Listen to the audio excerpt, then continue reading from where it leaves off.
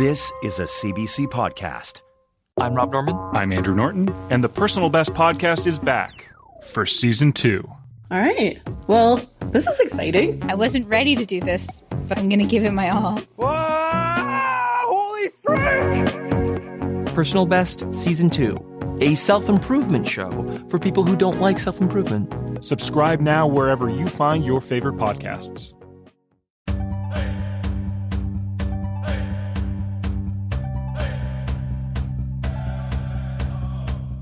Dantse, Anine, Boujou, hello and welcome.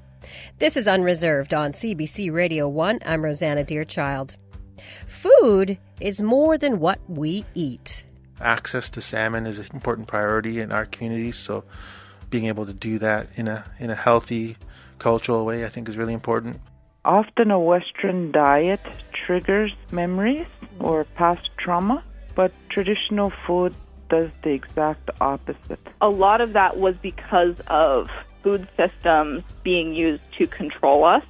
Nobody ever said, okay, I'm going to teach you the old way and you have to remember. Nobody ever said that. But when I got older, I realized that that's what they did. Today on Unreserved, digging into how food is connected to land and water, how it was used to colonize, and how Indigenous people today are using food to strengthen culture. Looking through my cupboard, I definitely have blue cornmeal, some walnuts, some pecans. My freezer is full of a whole bunch of elk sausage. I have a frozen trout, but I also have some odd things as well. So I have a little jar of grass-fed bison tallow for cooking. And then I have some juniper ash as well, which is really important for treating corn. That's Mariah Gladstone. Mariah wants people to stop dissing fry bread, but she also wants them to eat less of it. So she started making cooking videos and launched an organization that helps Indigenous people decolonize their diets. Mariah Gladstone is Blackfoot, and she's the founder of Indigikitchen. I've reached her in her kitchen in Montana. Mariah, welcome. Hi.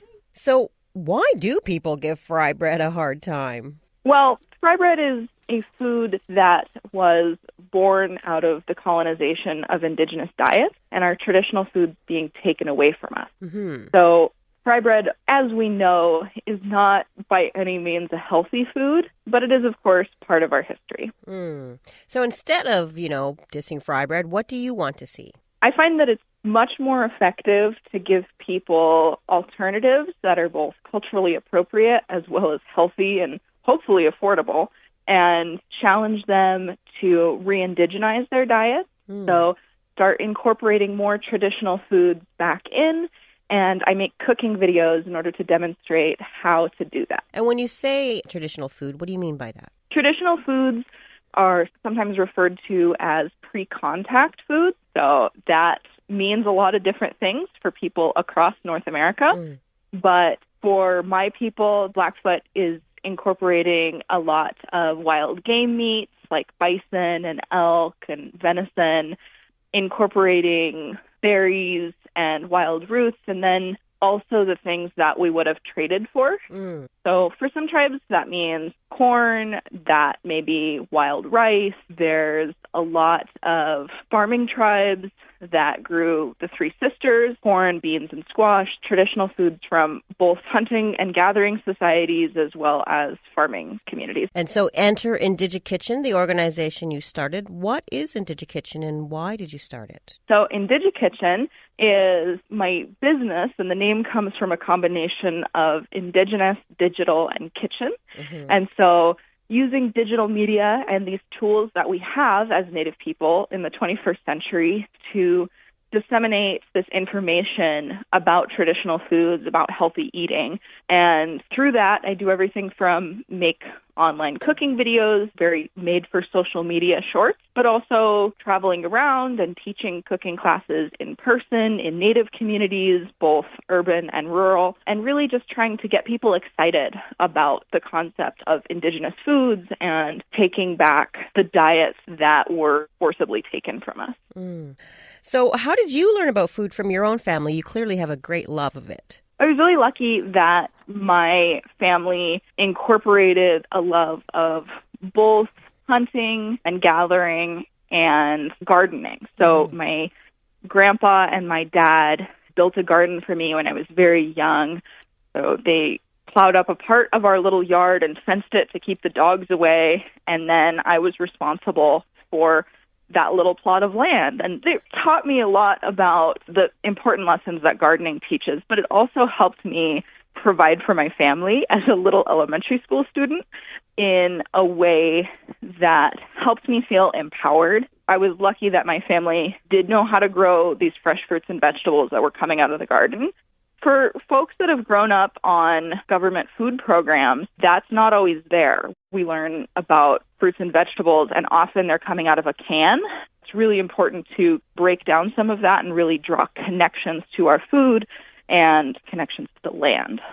So when your Indigenous Kitchen recipes are being viewed and shared, how do you see families sharing these online recipes? You know, it's interesting because one of my main tools for sharing information is Facebook. I see a lot of families that will tag other family members. So there'll be individuals that will tag someone and go, "We should try this next week, Grandma," or sharing it with their larger network and tagging people. And those people are the people that they cook with.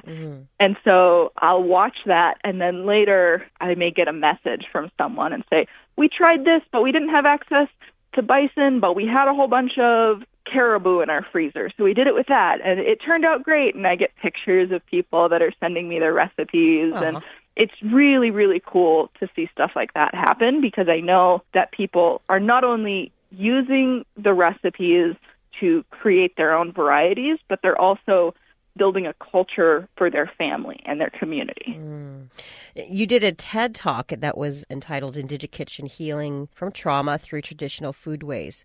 How is food tied to trauma and healing? So the story of our diet as Native people is really fraught. And a lot of that was because of food systems being used to control us and to essentially beat us into this level of submission where we would sign treaties or surrender various parts of our identities and land. And so for my people, the near eradication of the bison and missing that huge part of our diets, and then suddenly having to rely on government food systems. And as consequence of that reliance and dependency, we were no longer able to resist this huge wave of colonization, and we could not bite the hand that was literally feeding us. And so then what is your bigger hope for Indigenous Kitchen? So my bigger hope is ultimately to impact the diets and these health outcomes that we see of Native people overall. And I recognize that's going to come, again, not from criticizing fry bread and telling people what not to do, but by giving them these healthy alternatives. And so it requires a huge cultural shift in order to do that. I want to see less diet-related illnesses within Indian country as a whole. I also want to see less overall dependency on government food systems, and as nations, the ability to feed ourselves being revitalized. Well, thank you so much for your time today, Mariah. Thank you so much. Mariah Gladstone is Blackfoot, and she's the founder of Indigenous Kitchen. Still ahead. I just picked this morning. Fresh is best when we're talking cedar. What we have to do is pick the cedar. Next, I'm just going to chop up this cedar. Just releases more flavor into our syrup. We'll head to Toronto's Powwow Cafe to find out how Indigenous ingredients are bubbling up in a new line of sodas. You know, it probably only weighs about 100 pounds. Gonna be all covered in clam broth. Smell like a whole bunch of clams now. The good smell of our food. That's Cowichan chef Jared Williams straining steamed clams and preparing lunch for some elders. He's in a small kitchen in the Cowichan Valley on Vancouver Island. It's where he can be found most days, with the radio on, chatting with whomever's around. Jared is the Elders Kitchen Manager and Traditional Foods Program Manager for the Cowichan tribe. The majority of the time, I prepare lunch to serve to my aunties and uncles, which is about 120 elders. I produce traditional and nutritionally balanced lunch pretty much every day for the elders.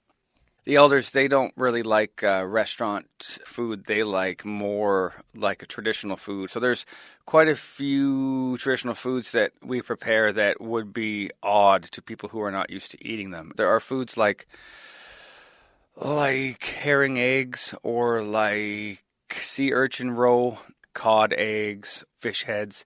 Regular foods to me that wouldn't regularly wind up on anybody else's plate. And so that's where my passion is in actually trying to make these unique or rare traditional foods less rare so that everybody can have them. When Jared was in culinary art school, he realized that his knowledge of traditional foods was unique. So after working in a handful of top restaurants, Jared came home to his community. But he soon realized that his understanding of traditional foods was unique there, too. It's a knowledge that he credits his grandmother for passing on.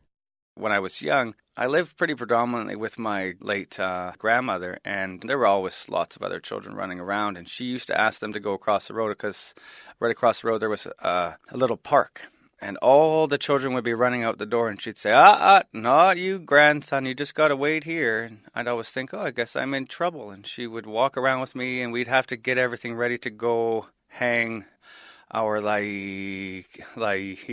salmon so it would be all the way dried. So, we'd have to go harvest the ferns and the alderwood we'd use and just all the different plants we would use to prepare the fish. And I would have to help her to put all the salt on it and to remove everything else and washing things. And I wound up, I guess, basically apprenticing under her without really realizing it. Nobody ever said, okay, I'm going to teach you the old way and you have to remember. Nobody ever said that. But when I got older, I realized that that's what they did. And they never handed that to anybody else that was around. And so now I feel like if I don't try to keep this information alive, that it's going to be lost really, really soon. I'm trying to encourage the rest of my relatives to hold on to the information that they have because it's really valuable, but the value of this information was never handed to us the way that it maybe should have been. The people that were handing us this information were normally put in positions where they could not acknowledge this information. So when they were handing it out, I don't think they wanted us to acknowledge the importance because they didn't want us to get hurt. They were worried that if we advertised that we knew this, that we would be in trouble if we ever had to go to the residential system. So it was always kind of less about holding on to information and more about, hurry up now, come on, we got lots of work to do, So I'm doing this so that my children and their children, at least, they know how to prepare the fish the way that we have been for thousands of years. Jared often oversees the cooking for large traditional food events, and there's a seamless connection between this work and his day-to-day cooking for elders. I can prepare food during the traditional foods events, and then if anything happens or anything goes wrong or if I have any questions, I can return and I can actually ask the elders because I have the wonderful opportunity of hanging out with them every day. I can say, hey, Auntie, I did this, and really, it really didn't work. What would you do? And they'll say, because you used the wrong wood, or it was the wrong dirt, or what are you using those rocks for? They always have answers because nothing about traditional foods is written in a textbook. I cannot watch a YouTube video or read up on it and then have answers. I have to ask the elders. So I feel like I've got the weight of the world on me because I work with the elders and they are asking me to try to keep this information and these traditional foods alive. Well, literally, they are passing away all around me. For Jared, that very real pressure of time motivates him to carry on with his work. Now he's trying to pass his food knowledge on to his two young boys. My eldest, his name is Kwastenachan. Right away, when he was young, I would be out there trying to teach him the names of plants. You can't work with traditional foods if you don't actually know the names of plants. And when you're using our traditional language, the names of the plants normally also have a little bit of an indicator as to what the plant was used for. So while he's there learning the names, he's also learning uses. So he's only 5 now, but he probably knows at least half the plants I know. And he's always, okay, Dad, that's ironwood. Okay, Dad, that's a cherry tree. Okay, Dad, that's a cedar. I know chape, and that's tauch, and that's paprias. But just like when I was young, I'm not there saying, you have to hold on to this information for generations to come. So he doesn't realize what I'm handing him. I want them to know their plants so that they can provide. You have to be able to provide. If there was no more access to the grocery store, I'm pretty sure he will be able to provide him or his family with what they would require. Jared Williams is the Elders Kitchen Manager and Traditional Foods Program Manager for the Cowichan Tribe.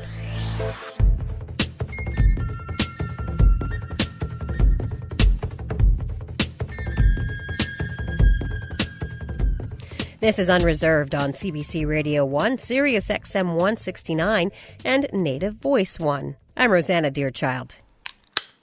The familiar sound of cracking open a can of soda.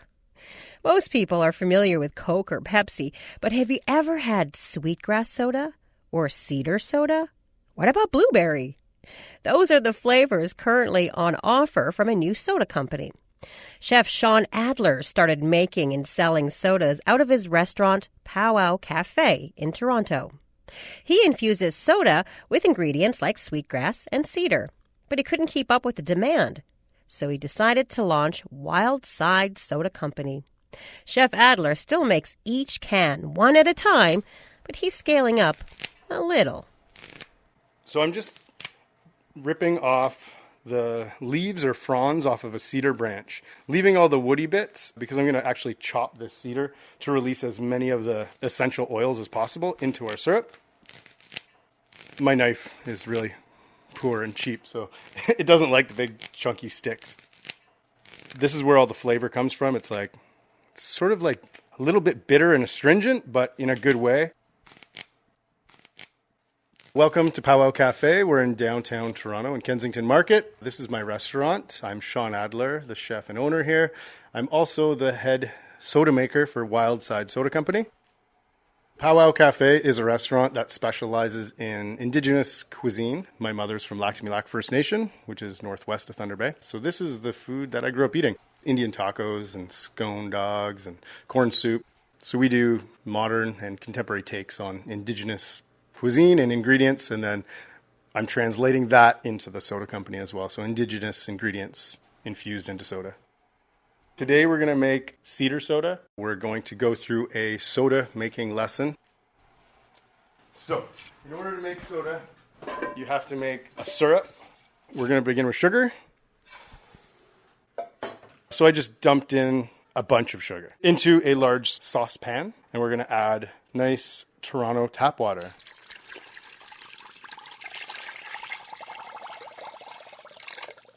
This has to come to a boil, and it'll become clear, at which time we'll infuse the flavor. This cedar comes from my property up north. I just picked this morning. Fresh is best when we're talking cedar. What we have to do is pick the cedar. We used to run out of cedar here all the time, and we were like, where are there cedar trees in Toronto? And people have one on their front lawn, but up north they're everywhere. I've actually collected cedar sometimes from when people trim their hedges. Next, I'm just going to chop up this cedar. Just releases more flavor into our syrup. I think that's chopped enough. That'll release plenty of flavor. After our syrup is done, we're going to strain it to remove all the solids. Nobody likes chunks in their soda. So our syrup has now come to a boil, and we're going to add the cedar. So this cedar will steep at a medium heat now. for about half an hour. So basically we're making a tea, really. We'll let that sit. Once it's all the flavors infused, we'll strain it. We've been making soda since about 2016 here at Powwow Cafe. We definitely sell out a lot. The soda is outgrowing Powwow. It's time for it to become its own, spread its own wings and become its own endeavor. So now that we've boiled our cedar and steeped the cedar in the sugar syrup, we're going to strain it.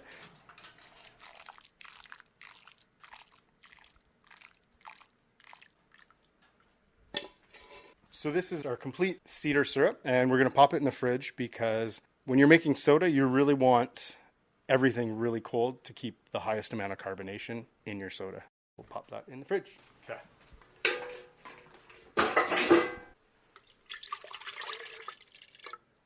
So our cedar syrup has chilled in the fridge, so it's ice cold, and I've just placed it in a pitcher, so it'll be really easy to pour into our cans. I buy cans by the thousands now. So these are just blank cans. We currently just write in Sharpie what flavor it is so we know. But labels are coming really soon. We have a little carbonator device that we use. So this is my handy measuring device. It seems that 1 ounce or so is the perfect amount. A shot glass worth. Inside of the bottom of the can. Our can is completely full of our cedar syrup and carbonated water. And now I'm going to pop the lid on.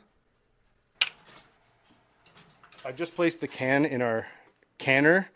So now I'll turn the lever.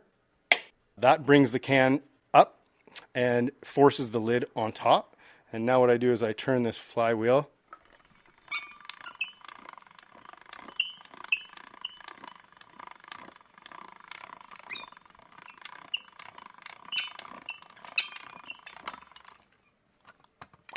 Voila. It's like the most gratifying thing. So this is our cedar soda. That's like the best sound. Sean Adler is the owner and chef at Powwow Cafe in Toronto and the founder of Wildside Soda Company.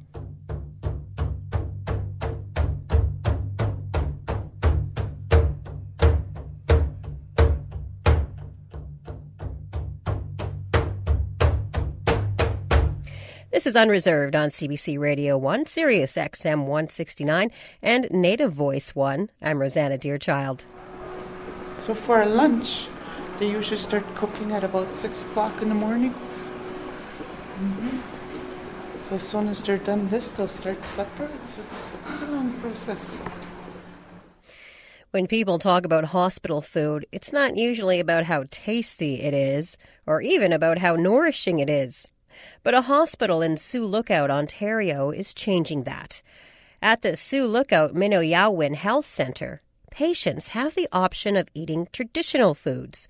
The hospital serves up dishes made with ingredients like moose meat, beaver, rabbit, and duck. Kathy Loon is Anishinaabe, and she's the hospital's traditional programs manager. Hello, Kathy. Bonjour. Now, can you describe what the traditional food program is?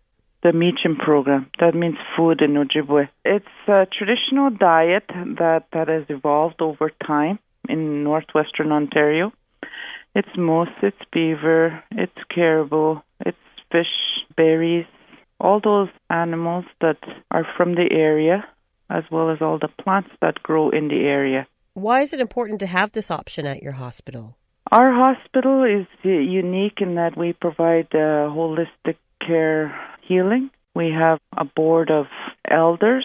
We have interpreter coverage in Ojibwe, Oji, Cree, and Cree 24/7 in the hospital. We have traditional and ceremonial practices. We have a healing room. We have a sweat lodge. We have a list of healers. And then our traditional foods program.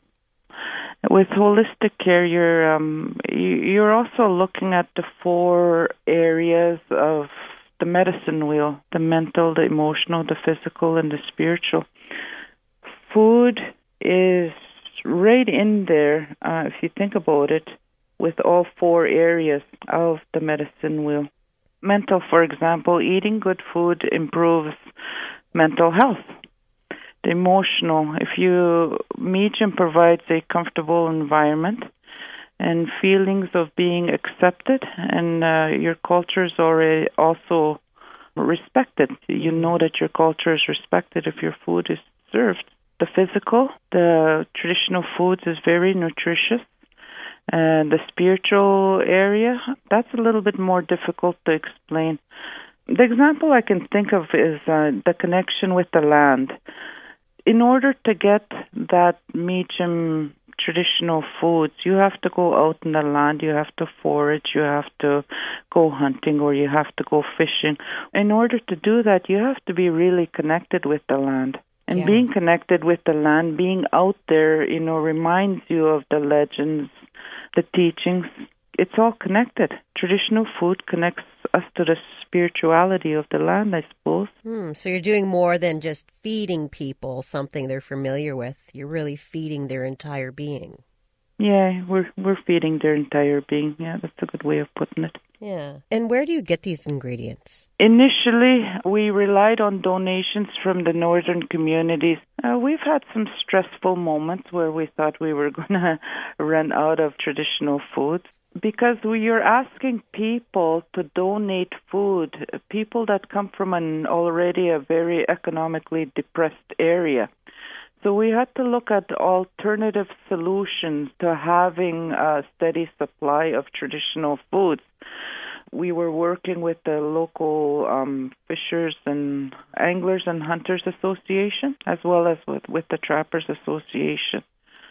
As well, we started branching out to the local walleye tournaments around the area. That's a big supply of our fish. So you're getting your foods from many different sources. It sounds like the community is really coming together to help you out there. Where do you get the recipes from? When this program started, the hospital brought down a number of kookums from northwestern Ontario, and they brought their recipes. They made the food, and those recipes were standardized. What I mean by that is a kookum might cook a pot of moose meat, but not necessarily have a recipe for it. Mm-hmm. It's just all from practice, I suppose. I hear that. Yeah. So we had to make recipes and then standardize those recipes. So instead of one pot for 3 or 4 people in the household, it's more like 100 people. Yeah. That's adorable. I just have this vision of all of these kookums coming down from the communities and having a big cook-off and figuring out how to make it for 100 people. Yeah. So you're very careful in the way that you prepare the food because, as I understand, it's not regulated. In order to do this, we had to have a separate kitchen. There can't be any cross-contamination. So everything, all the utensils, even the freezer, the storage space, the fridge and freezer, all has to be separate from the main area. We have to get waivers from the patient. If somebody wants to have a Meechum meal, they have to sign a waiver. We serve 2 meals per week now. One meal is usually traditional, and the other meal is usually contemporary Anishinaabe. So traditional is moose meat the way it's been cooked for the past 100 years. Contemporary recipes include things like Indian tacos. It's all those ingredients that you can buy from a store, but that are indigenized, I suppose. And you're careful in other ways, too, with the foods that you serve. There are some foods that you say can be triggering for patients. What does that mean? When kids went to residential school, a lot of times they were force-fed foods that did not agree with them, that they did not like. Often a Western diet triggers memories or past trauma, but traditional food does the exact opposite. It reminds you of being on the land. It reminds you of when you were free. Yeah. And finally, Kathy, what is your favorite traditional food? It's moose meat. Yes. It's moose meat, yeah. Well, thank you so much for sharing that with us today. Thank you for having me. Kathy Loon is the Traditional Programs Manager at Sioux Lookout Minoyawan Health Center.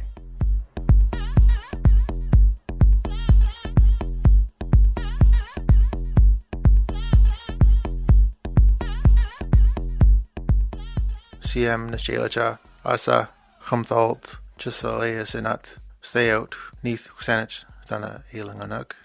My hereditary name, my ancestral name, is Humthalt. I come from the Sayout community of the Saanich Nation. That's Nick Claxton introducing himself in the Sinchathan language. Nick is from the Sayout band of the Saanich Nation. He's an assistant professor at the University of Victoria. And a century after a unique salmon fishing practice was outlawed, Nick helped lead the comeback of the swala, also known as the reef net fishery. The reef net fishery is a fishery that is unique to the Strait Salish people. Only the Strait Salish people had this technology, this very sophisticated, unique fishing technology, which brought together our governance, our spirituality, our economy through a fishing practice, and it connected our worldview to both the ocean and the land. And our elders would say it was really the backbone of our nation. That's what I had learned how significant it was for us as Saanich people, and it evolved into my doctoral work about revitalizing that practice, bringing it back to life, because it was outlawed in 1915, and then almost 100 years later, part of our project was to go fishing again.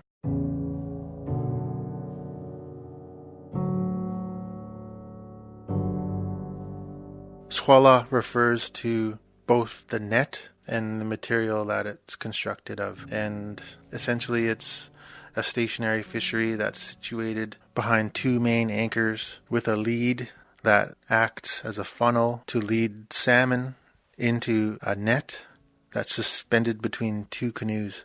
And the whole fishing gear is anchored, stationary, in the tide, in the current, in the migratory path of the Fraser River salmon within the straits of the Salish Sea in very specific places, usually south-facing bays, particularly along the San Juan Islands and the southern Gulf Islands, which is the heart of our Saanich territory.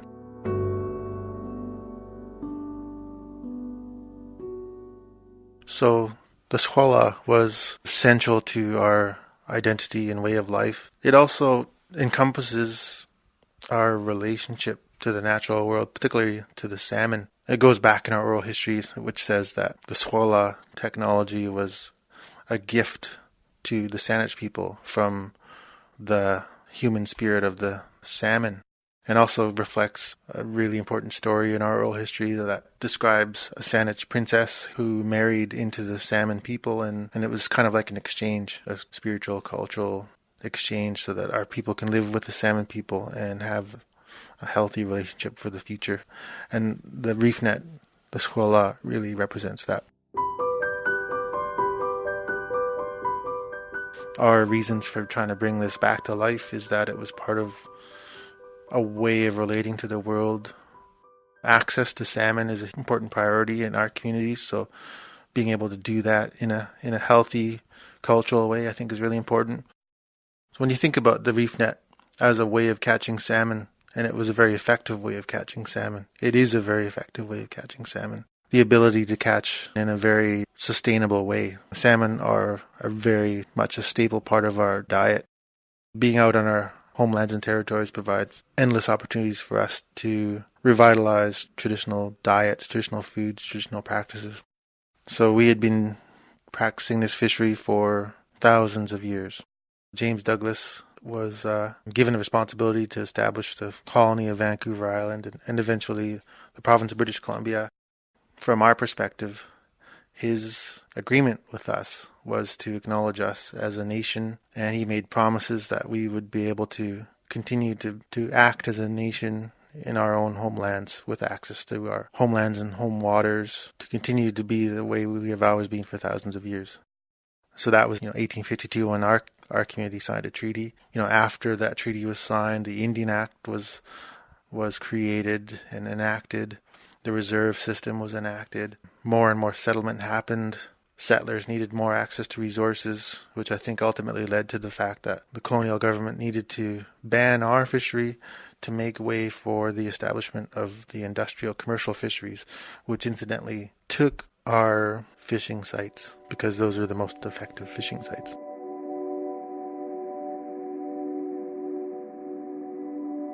You know, in talking with people in my community, a lot of us had thought about, why aren't we doing this anymore? That became the focus of my doctoral work. Okay, let's go fishing again. And then my project was to document that. My community came together and conducted a very sacred ceremony to honor the reef net. And part of that is to also acknowledge the role of Cornelian, which roughly, loosely translates into the captain of the reef net site. And in traditional times, each extended family would have had a Cornelian or a captain. It's somebody who carries the responsibility for the knowledge and the practice of that reef net. That Cornelian status was acknowledged to me to be somebody who's carrying it for my family at that reef net location. It's all of our responsibility in our Saanich Nation, in our communities to carry this on, because if we don't carry it on and pass it on, then it could be lost.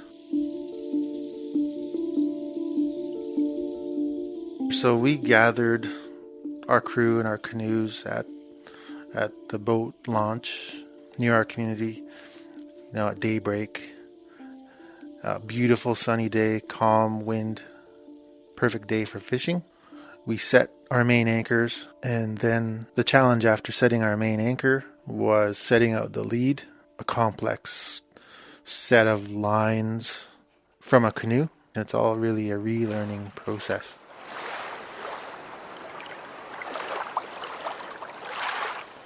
Amazing feeling to be able to actually have the net in the water and see it working properly in the current, in the tide. The question that I get oftentimes is, did you catch any salmon?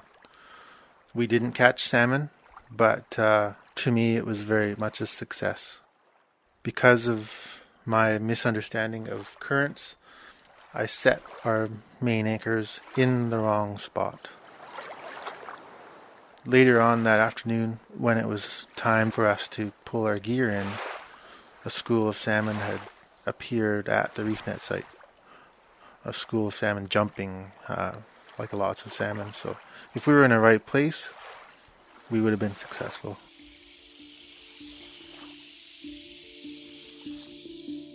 It reminded me, I guess, of our value of the salmon and how hard it was to do this. I was exhausted, and it took all of us working together to do this, and we were all exhausted. And interestingly, in our language, we call salmon Stjénuch, and when you translate Stjénuch, it means the hard-working people.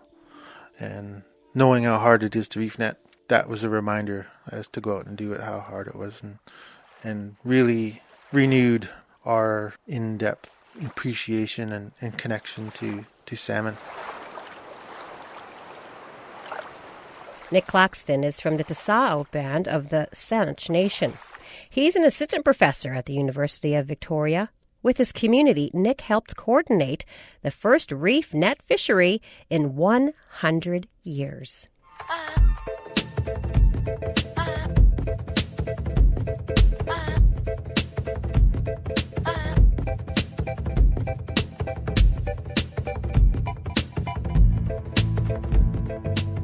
Inuk artist Jesse Tungalik has made art from surprising items, found objects like beer cans, cigarette packages, and bingo cards. He recently exhibited a sculpture called Feeding My Family at Nuit Blanche in Montreal. The sculpture is covered with food receipts from groceries that he bought in Nunavut. Jesse, welcome. Thanks for having me. Now, can you describe your sculpture for me, please? So Feeding My Family is a mixed media sculpture of a Inuit hunter butchering a seal inside of a canvas tent structure. And both the hunter and the seal are both covered in receipts for my groceries that I collected for a period of about 5 years while I was living in Pengnurtung and Echaluit, Nunavut. An interesting thing that I noticed about the hunter was his hands are severed. That's right. Yeah, so that was a deliberate choice. I made the hunter figure without hands to give the impression of disconnection between the hunter and the seal, showing how our Inuit subsistence hunting culture has been basically taken away from us and replaced with having to work in a wage economy as opposed to hunting. And I also noticed that he's without facial features. Taking away the facial features was my way of showing the erasure of cultural identity for Inuit. Hunting for us was our way of life for many thousands of years. When we were forcibly moved into government-controlled communities, a lot of that became a lot more difficult. I think we've lost quite a bit of our cultural identity because of that. Now, being from Nunavut yourself, is the high cost of food and food insecurity something that you've experienced personally? Absolutely. Anyone that lives in the north has experienced it. It's extremely expensive to live in Nunavut. There are no roads coming into the territory, so everything is either flown in or shipped in during the summertime. So all the food and everything else is a lot more expensive in Nunavut than the rest of Canada. And how does that disconnection that you spoke of earlier from the hunting culture relate to food insecurity? There are a lot of interrelated issues. For my part, in artistic expression, what I wanted to show is on one side, just how expensive it is to live and to feed yourself as a Nunavut resident, but also how expensive now it is for Inuit hunters to maintain their hunting culture today. To go out hunting today as an Inuit person, you have to have a snowmobile and buy the gas and the clothing and the ammunition and everything like that. So it actually costs quite a bit of money to be able to continue to hunt as an Inuit person. And so how does that impact that disconnection from hunting, for that disconnection from the land, the high food costs in the north? How does that impact Inuit? It makes our lives a lot more difficult.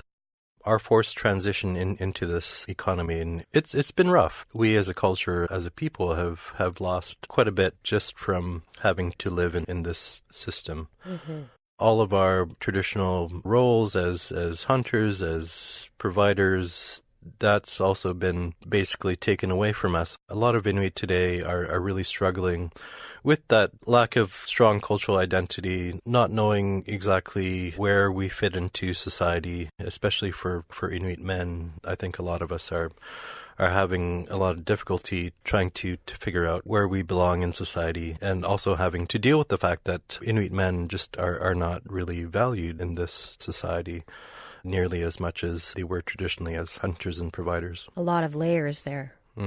What do you hope people will take away from seeing the sculpture? My hope is that when people see my work, that they'll maybe think of contemporary Indigenous issues in another light. Opinions have become so entrenched surrounding contemporary Indigenous issues.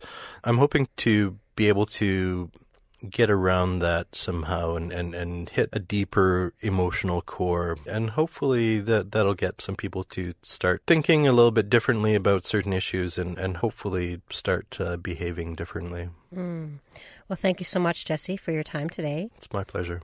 Jesse Tungalik is an Inuk artist. You can see photos of his sculpture on our website at cbc.ca/unreserved.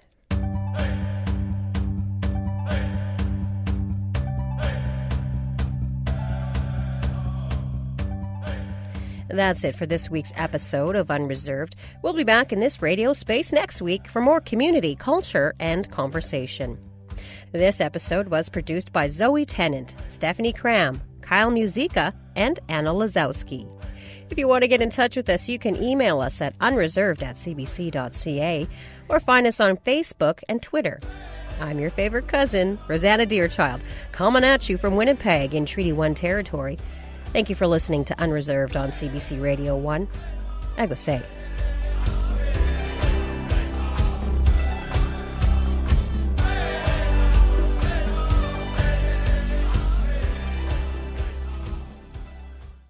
For more CBC podcasts, go to cbc.ca/podcasts.